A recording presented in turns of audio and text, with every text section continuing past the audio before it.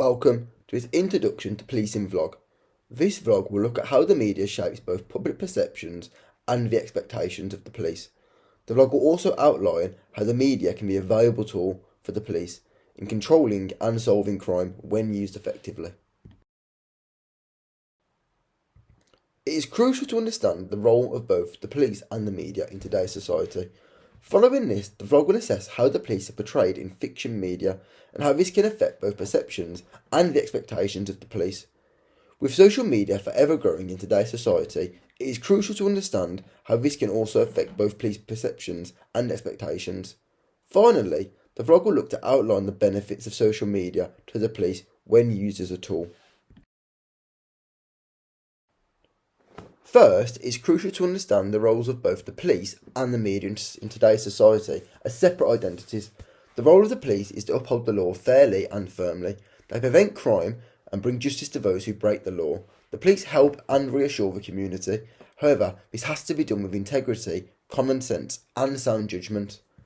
The media is the way in which a large number of people receive information and entertainment. This can be through television, radio, newspaper, and the internet. Now we understand what both of their roles are within society, we can explore the relationship the two have. The media is now one of the most important factors in creating police perceptions within our society. Rayner speaks about a study that took place in London that looked at how people get their information about the police. 80% said that the news was their principal source of information regarding the police, while 29% stated that the media was their main source of gathering information regarding the police. This helps highlight the importance the media has in informing the public and is a major factor in creating public perceptions. This vlog will start by looking at fiction media. Do you know who this is? There have been a number of changes over time in how police are presented on TV. In the 1960s, Dixon of Dock Green was one of the main representations of the police on UK television. The show aired for a total of 21 years between 1955 and 1976 and consisted of a total of 432 episodes. The show was about Constable George Dixon and his colleagues at Dock Green Police Station in London and showed petty crimes and how these were successfully dealt with through common sense and human understanding. Dixon of Dock Green showed a very realistic idea of policing to the UK public. However, it is crucial to understand that the show was aired during a zenith of public popularity. The show also coincided with the optimism following World War II, and during this time, the police were seen as guardians rather than oppressors. Do you think a show like this would be good today? Dixon of Dock Green is very different to the shows we're used to today. There has been a massive shift over time, and in the 1970s, the arrival of the macho cop changed police on TV forever. This is where the cop would bend the rules to achieve their desired goal, as long as the criminal was caught. Over time, a less realistic view of the police is much more present in the media. Crime and police dramas are some of the most watched TV shows in the UK. As you can see, we've highlighted Line of Duty. This is because the final episode of the police corruption drama became the most watched drama of the 21st century, hitting a peak viewing of 15.7 million people across the UK. Police aren't just seen on TVs in our houses, they're also seen on the biggest screen possible, in Hollywood, with shows such as Die Hard, Brooklyn Nine-Nine and Bad Boys. The way police are portrayed in Hollywood has also seen drastic changes over time. Between 1946 and 1965, the message of crime doesn't pay was mostly seen throughout Hollywood. However, there were major changes in the 1990s, and this is a change we associate most with police on the big screen today. This is where the enforcers are similar to criminals and do not follow the rule book, and this is acceptable as long as the criminal is caught. This is on both big screens and our TVs, with films like Die Hard and TV shows such as Luther. However, due to the rise of mobile phones and social media, we do not rely on televisions or cinemas to see police on screens. They can be in our pockets across social media. Twitter is a huge platform with 19 million users in the UK alone. That is nearly a third of the UK population. I'm sure everybody has heard of the George Floyd case back in 2020.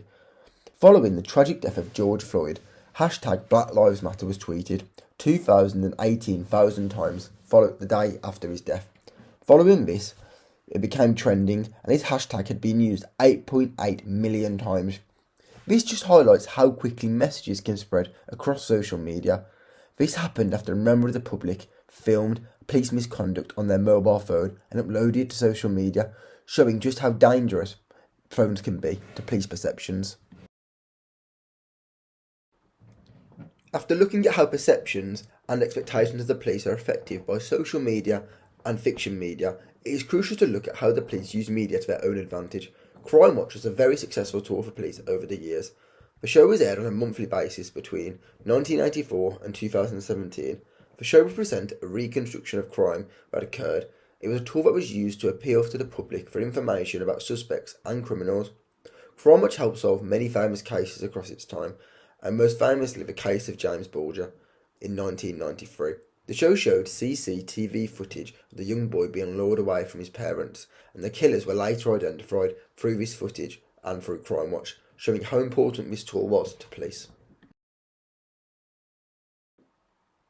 Over the years, Crime Watch proved to be one of the most effective public relations exercises at the police's disposal. The alliance between the media acted as a safe haven, and it was unlike any other form of media, as they were not critiqued or challenged. Between 1984 and 2000, there were 582 arrests made as a direct result from the show. However, the show stopped airing in 2017 as the views drastically started to fall, even hitting an all-time low of 1 million viewers. Although Crime Watch stopped airing in 2017, this does not mean the police have stopped communicating with the public. The rise of social media has helped police engagement increase. Social media is a form of internet communication. It offers police a way of connecting and engaging with the public. It also allows them to distribute important information quickly. Social media allows the public to raise concerns with the police while remaining anonymous, which is a key feature to why social media is so successful when it comes to communication with the police. A study in 2012 backs this up, as it found 69% of respondents interact with the police more if they could stay anonymous. The police use social media today by providing key information, making sure engagement is high, and asking for intelligence on current investigations. The tweet to our right shows how police use social media today. With the World Cup around the corner, domestic abuse is expected to rise, and this informs the public of what the signs of domestic abuse are and how to deal with them if they find themselves in trouble. Benefit for the police using social media in today's society. Social media allows police a new method of sharing important information with the public without using traditional methods such as the news, which in the past have been so heavily relied upon. It allows police to publish information in real time, which is never possible before. A good example of police using social media in real time was the summer riots of 2011, when social media was used to calm the public and refute ill-founded rumours of disorderly incidents. Social media allows the police to demonstrate accountability and transparency. Studies have shown that there is an overwhelming support for police use of social media, as many follow their local services. However, there are limitations to the police use of social media, although, if these are understood, they can be managed. The police believe there are 5 main risks when it comes to the use of the internet and social media. Section 7 in this report looks at how police will deal with risk-free, bringing discredit to the police. One example of this is that the expression or views of any conduct which appears to support discrimination against any group or encourages racial, religious or homophobic hatred will not be tolerated. This highlights that police understand the risks social media can bring to their reputation and how they look to deal with them. Police now employ media officers whose job it is to deal with all social media inquiries. To conclude, the media does have the power to create negative expectations and perceptions of the police, with fiction media showing unrealistic expectations, as criminals are always caught and sentenced, whereas social media shows negative perceptions, as police misconduct covers social media.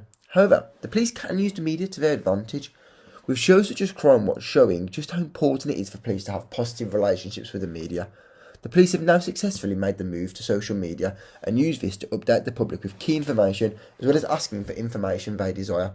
Although there are obvious limitations to the police use of social media, if these are understood and managed, the police can continue to use the media effectively to improve policing across the UK. Thank you for listening.